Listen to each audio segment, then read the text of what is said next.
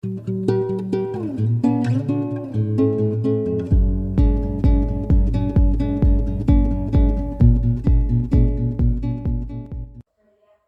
getting this cross-water shower head set up. We've recessed it into the ceiling, but we're going to have to cloak it down with some mermaid board around the top. We're going to use the same mermaid board as we use on the back wall. I've got these all piped up, but I've just setting this up so it's dead centre of the waste. So my tray goes down here. This was a bit of a pain to get up there, but it's all done now anyway.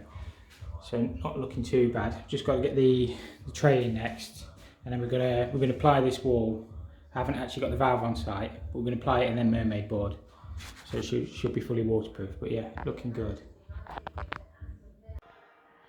Right, so I've got my waste all set up, dead centre of the tray. So everything, the shower should basically fall straight on top of that waste now. So that should be perfect. So I just need to repair this floor now, and then we can get the tray bedded in. So yeah, it's going to look superb this when it's all done, I think. Right guys, it's Saturday. I've been on my heat task most of the week, so we're working all weekend. We've got to get this shower valve basically mounted over here somewhere. These are the feeds up to the shower head. So it's got two soakers on it. It's got like the rainfall that come across the waterfall, and then it's got this bit. So all the trays in. Just got to then water back the wall, so moisture resistant, and then we're going to mermaid board it. So first job is to get the shower valve in, get all the pipes tested, and then yeah, crack on really. These are my hot and colds. It's hot on the left, cold on the right. I will take these service valves off because you don't want anything behind the wall. So I just need to bring these up through this stud and then into here. And I'll mount all the shower valve, obviously the correct distance, get my laser set up and just get these pipes in. These are just on, this shower head comes with flexes, so I'll clip these back nice and neat. So it should all be good. I think they do them on flexes, so in theory you can lower this all down if you haven't got access from above and work on it like that, but we can get into the roof on this one. Right, first job of the day will be, we fitted this tray last Saturday, make sure there's no damage on it. Other people have been in here, so you always want to inspect. Then we're going to get some Kingspan or some insulation or something and protect the tray. Then we've just got to put the male irons in the shower valve. We'll take all these chrome bits off and we'll get the male irons in. We'll get some timber set up and we'll get the shower valve mounted then. So first job, just make sure there's no damage. Obviously if there is damage you need to notify relevant person, but just clean it all off, make sure it's all good, and then we can crack on. On these shower valves you want to remove anything that's going to get scratched during installation. Just pop it back in your protective covering. Just have to take that handle off on that one. But these just unscrew and you can get all these out your way, so you know that's obviously if that gets scratched it's going to be seen. So get it out of the way, make sure it's all good, and then I'll put the male lines in then. Just use Loctite 55. This stuff, I don't know where the top's gone, but that's what I use, and then get them in and then I can start piping it up then. Right, I've got all the male lines put into here now. Just need to clean the excess tape off. I've not wet myself. The shower valve had water in for some reason, so I've tipped it all down me, but that's one of them, innit? Yeah, as I say, I'll get my laser in now and we'll get that set up to go over there. We'll probably have to cut that bracing out and then we'll have to re-brace it higher and lower, and we'll get some plywood on the wall so we've got something to mount to. But yeah, all good. A little bit hard to film one-handed, but I've cut out the correct depth of this, so that'll recess in there like that, and I'll re-brace it at the top and the bottom. But what I'm going to do is screw some wood in so I can get some fixings on these screw holes and get all this levelled up. So it's a little bit hard to do one-handed, but that's what it's going to look like anyway. And then, as I say, that's the correct depth for the finished wall service then. So we've got all this chrome bit to play with, so it all should be good on that. Right, this is where your laser comes in, because you can get this set absolutely dead plumb then. So what I've done is screw some 3/4 chipboard on the wall. It's gone through the stud and then back through the bottom.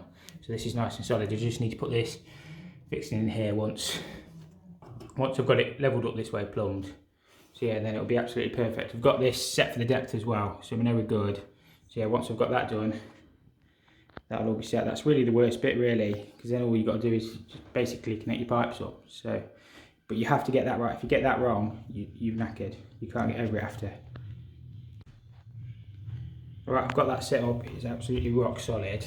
What I always do, put my chrome bits back on and just double check it with a normal level, just on the side of the chrome plate that finishes it, just to make sure it is nice and straight and not twisted, but it's dead set with a level, so with the laser, so that should be fine. Right, we're happy with that. So the faceplate will sit about there. I've measured the mermaid board and the plasterboard. So we are dead level on that. It's hard to hold one-handed, but yeah, I'm happy. It's all set up with the laser, and it's all level with the spirit level as well. So it's nice and solid. So we can just get the pipes up now. With your compression joints, I always use a bit of JetBlue Plus. This stuff's RAS approved. You can use it on gas, water. So yeah, that'll just go in there then. That'll tighten up, obviously. The wheel's bent, it's a bit of copper pipe I'm using as well. So that one will feed that. Then I'll drill this one through that stud. That one will come into the bottom, and then hot and cold's just up and in there. So yeah, it should look alright. That's the first one in. That'll feed one of the heads. Just got the other one to drop in now. I'm still using the quick-fire gas. I find it really hard to solder, but it doesn't look too bad. You can't control the flame on these at all. So they're on or off, basically, if you don't know what they are. I need to get a Superfire too, again. The other one's down there, but I'll show you, it doesn't light. It's all, I've tried to fix it, but it's basically, it's been fixed that many times now. It's about 5 years old, so pretty much had it. When you're soldering these ones up, you want to solder these out of position because you don't want to damage any of your plastic parts or anything inside here, so if there's thermostats and stuff. So solder these out of position, put your boss white on, and I've just drilled a double hole, so that should just slide in. It's a bit hard actually, but you get the idea. That'll go in there. And then hot and colds, I'll take them, as I say, take them off, pack that in, drop this one down, I've already drilled the hole, and then yeah, get in there. Right, we're getting there with this one now. I just need to nip down and turn the water off so I can get these ISO valves removed. But yeah, I've got all this lot in, them drop through, ready to connect up. So people say, oh, it'd probably be quicker in speed fit, but I just think that looks a lot neater. I know I'm not going to have any leaks behind there. So yeah, I just think it's a better overall job. I mean, yeah, it's quicker in speed fit, but it's taken me, what, 20 minutes to do that? So it wouldn't be that much quicker. Right, I've got the water off. I've only opened the bath tap though. Normally I'd open the tap downstairs, but I couldn't really get in there at the minute. So we'll just make sure. Oh, probably going to get a bit. I'll see if I can open the tap downstairs and get rid of that. Right, we're still getting a little bit, but it's manageable. I couldn't open the tap downstairs, so I just put some blue roll down there.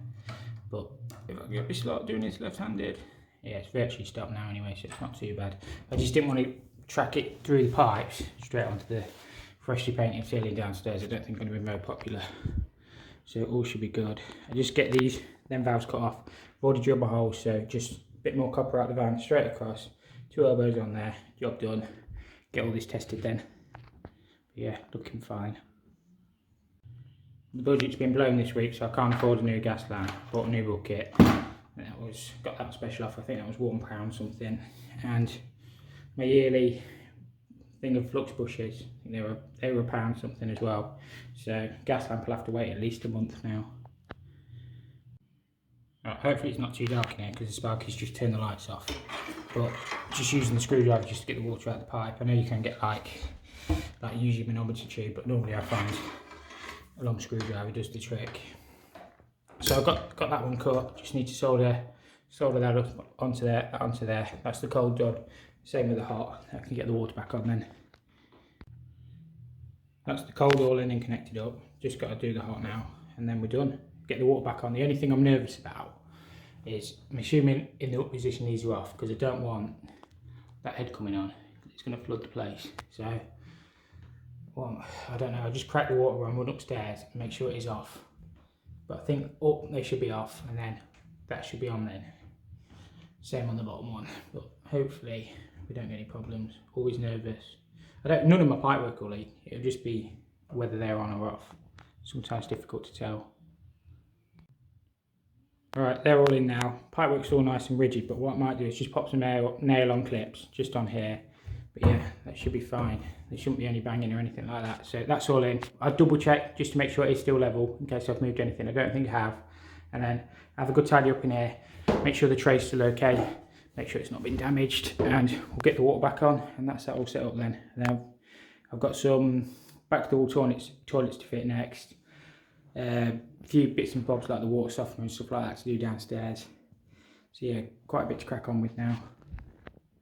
Right, this is all done, so I'll just crack this on and show you. So I've only just cracked that, but we've got loads of water pressure.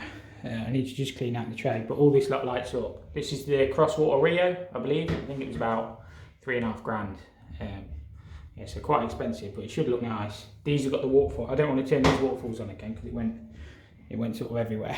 But I just thought I wanted to try it.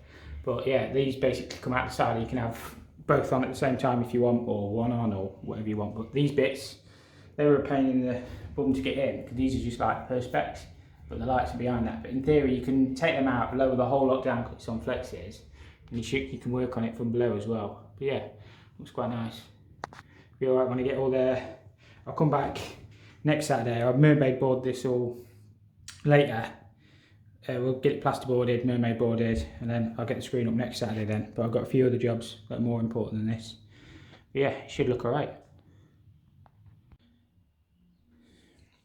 Right, I've just helped put this mermaid board on. It was quite awkward, but we managed to get the joints absolutely seamless. You can't actually see the joints. So I've just got this shower valve second fix. This actually fills the bath as well, so turn it to the left, it comes out there. So I fitted all that the other week when I did the bath. I didn't actually film any of that because I was in a bit of a rush, but just got this second fix. I actually got the bit that comes out the top for the shower, the arm, but I can put that on after. So I'll just get these bits on. So if you get your first fix right, your second fix is easy. So it's just a case of putting these two chrome shrouds on, putting the handles on, and then what I do is silicone round, but just leave the bottom open. So if any water does get behind there, it can run out. So I'll get that done real quick. In case anybody was wondering, everything is dead in line as well. When I set all this up, I did it with a laser, so it's all perfect. So that's the centre of that, that's the centre of that, and then that's the centre of that. So it'll look good when it's all done. What I do with these is run silicone round, you only want a little bit, just round the top, top and the sides, and just leave the bottom, leave a little bit out on the bottom. If any water does get behind there, it can get out then. So I put that on. The bath's absolutely solid. I always do these with a lat, so I screw a lat on the wall. But the tap's also thermostatic as well, so we're compliant with the regs as to maximum sort of temperature at 43. But I set all that up. So yeah, it should be good. Right, just wipe the excess silicone off with just a wet wipe. So yeah, that looks absolutely perfect. It is dead level as well, which is good. Just got the handles to do, and then I'll set the temperature up then. So with these, when it's straight up, you've got a maximum temperature of 38. You press the button in, it goes hotter, so up to 43. But I'll set that all up when I go back to the van and get my thermometer in. So it'll click, so it can't go any further, then press. So I just need to double check the temperature. So turn it to the left, that fills the bath. And then turn it to the right, and it does the shower head. But I can't do that because I forgot to pick one up, but you get the idea. So yeah, it should be good. I just got to get the screen. I haven't got one of them either, but get the screen and then just silicone up. But I've got this to set up as well. So just back to the wall toilet and then just wash basin there. But it's got the top to go on, but just going to do the cistern next, get that piped up, and then sort the hot and colds, and then get that done as well. What I'm going to do with this is long straight elbow, and then bend it behind the flush pipe, and it's just going to go down onto that. I'm going to leave the other ISO on there though. I'm going to have one ISO there and one ISO there, mainly because I can't be bothered to turn the water back off. So that'll be fine. So I'll get all this, I'll just bend it all up in one, and then just solder this bit up. I should do that then. I use a lot of these long M&Fs now. They just seem to go in, obviously, to fit in a lot better when you're going on to compression. And it just saves a little bit of time. So if you use a normal M&F, sometimes they don't go in all the way. Sometimes they can leak, but these obviously, if I can get it in. They're going a long way, so you know you're going to have enough olive for it not to leak. So yeah, I'm a big fan of them. So it looks something like that. I've just got to solder this out of position so I don't melt the ball valve. But yeah, I don't think there's an issue with having an extra service valve down here. This will miss the flush pipe, so yeah, it should be fine. Right, that's all in. It does miss the flush pipe as well. Obviously that flush pipe's way too long at the minute, but I can cut it down. So yeah, I'll turn this one on here, turn that one off, and I can test all that pipe work there then. So yeah, just got to set the pan up, set the flush pipe up. This will just be on a flexi. I'm not a fan of flexis, but it just makes life so easy. Just cut the panel, but what I'll probably do next is get the basin set up and get all that piped up. So yeah, going all right. I was going to use these flat face ISOs to go onto my flexis, but looking at the position of them, I'll probably just put some valves down here and then take them straight up and just use main lines. But yeah, you can use them if you want. They're just flat face on them. But I'll have a look. My pipe work might dictate I do it differently. If anybody's wondering what the bath filler thing is, it's that one here for the steam. It's got a check valve built in, so I assume it complies with water regs. Because obviously you're below your sort of air gap, but there's check valves built into this. There's the check valve in there, and there's also check valves in the shower valve as well. So hopefully it's all compliant. That's the one the customer wanted anyway, so sometimes you just fit what they ask. Right, sorry about the poor lighting behind here, but we've got two valves where we can get to them now. So I'm just going to bring these flexes down into them with male irons. So yeah, they'll be fine. I kind of wish I'd bought that waste higher when I did my first fix, but I'll just have to elbow it here now and then open into the trap. Should be fine. Right, I've done as much prep work as I can behind the units now, so what I'm going to do is run a bead of silicone just to bed this top on, so that will hold it, and then the splashback will go along the back then as well. We've also got a on there. So yeah, as I say, get as much done as you can, get your cistern in, get your valves on, and then it just saves a little bit on your knees then. Right, I've got them all connected up. Just use two male lines onto the flexes, so valves where we can get to them. Just got the waste to do now, and then the toilet to fit. So just the panel to cut, plinth thing to go on up there with a button. So yeah, pretty easy really. Oh, we're gonna, because we had to cut this because the toilet was shown on the right. We've got to box this bit in, but the joiner will do that. That's sort of all we could do. Right, first time switching the water on for this basin, we'll check. First off, I always check to make sure there's hot on the left, and we'll have a quick look underneath, make sure we've got no leaks. So we'll just let that run a few seconds, and then I'll fill it up to spill over, fill it up to overflow, and then just test all the waste and everything. Should be good. We've got hot on the left anyway, which is good. So yeah, I'll check all the waste and everything, make sure nothing's leaking, and that'll be that done. Right, I've just got this toilet to fit now. I'll get this flush pipe cut to the correct length. I'll probably not screw the pan in or anything because we've got the Carndine flooring to go down. So we've got 6mm plywood and then 3mm Carndine, so this will be up 9mm. But the centre of the flush pipe on the pan is 350 off the floor. So if I have to adjust it after the floor's gone in, normally you'll find if you get it there or thereabouts, you can normally get over it after. But I'll get all this set up, get this pan in, get the panel cut, and then just put it back. What I always do is mark the centre of this, just sit my pan in then, and then just draw around it, and then you know what you can cut. Obviously you're going to cut on the inside of your line, and then that gets that all set up then, and then just do the bits behind, so the flexi will just come straight through, your flush pipe will go straight in, and then just the button. But these are nice and easy, because obviously they're on the pneumatic hoses, so you don't have to line anything up, so the button will go over there somewhere, so dead easy these. You guys probably can't see, but we've drawn around this, so we're just going to cut this with a circular saw, making sure obviously we cut inside that line, so that whole panel will lift up, so it makes it nice and easy to work on in the future. Right, we've got the panel all cut. I always cut a nice big U, so if you ever need to get this off, that panel will just lift straight up then. So I just need to get this flush pipe cut so it goes into there. You just measure that. Probably, I don't know, 45-50mm, and then put the cone on, and that'll all be set up then. And then just the pan connectors bring through on the flexi, and just the push button then. But yeah, nice and easy these. Now, all I do is measure that distance in there. So this one's 35 mil to where it goes in, and then just transfer that onto there. So just cut 35 mil forward your panel, just deburr it, and then deburr it with a knife, and then your flush pipe cone will just go on there, and then you can push everything back. But you can leave this panel off till last because it pushes on, so you can connect the pan connector up behind and then do it that way, so it's easier. Right, that's all connected in now. What we can do is turn this water on down here, give it a few flushes, make sure we've got no leaks, and then we can just put the panel on. I've not screwed the pan down yet because I've got to take it back out for the floor legs, but it'll be there or thereabouts. So obviously when I come to screw it down, I'll just use the brackets, but I'll leave them out for the time being.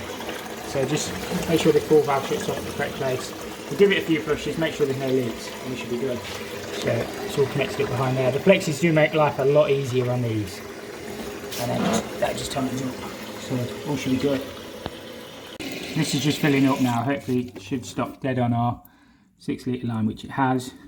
So we'll give it a flush. I just need to go down and get the push button from downstairs. Disconnects on there, and then we make sure we've got no leaks, and then we can put the panels on then. Right, you'll witness the first flush. Obviously it's got nothing in, so if it leaks I'll just edit it out anyway, so I win either way. We've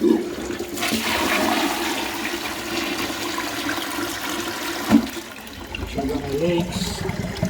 We shouldn't have. I spilled a bit of water when I was cutting into the pipes earlier, but not the end of the world. But all this should be going dry. All should be good. Just have a good feel round. We'll do that a couple of times, make sure there's no problems, but normally they're alright. And then we've just got loose seat to do, button to cut in, and then all good, job done. This is my only gripe with these systems. They don't give you a lot of cover for your push button. That's the hole saw I normally use, but as I say, if you chip it, you only got like 5 mil. So if they give you a nice big square one, it'll be a lot easier. But yeah, I should be alright, and they normally are, but just got to be careful. A little tip with these air hoses, obviously them go onto the plate, them go onto there, but you want to try and keep these air hoses as short as you can really. You don't want to leave them that long, because sometimes after a while I find the toilet will start to trickle, because it's like the air pressure in the hose. I had it once, I had a callback, I couldn't work out. I changed the flush valve and I changed the ball valve, and it was still running after a while, and it turned out it's because the air hoses, I'd left them that long. So I always keep them as short as possible, but you obviously need enough play to get the panel off. So yeah, if you ever have that where the toilet keeps running, it could be the fact that the hoses have been left too long. So yeah, just trim them with the speed fit cutters. Just use them, or a sharp Stanley knife. But yeah, if you find the toilet keeps running, it's because you haven't cut the hoses. Right, I always cut mine off to about there. There's plenty on there, and you shouldn't get the problem with over flushing, and they just join onto there.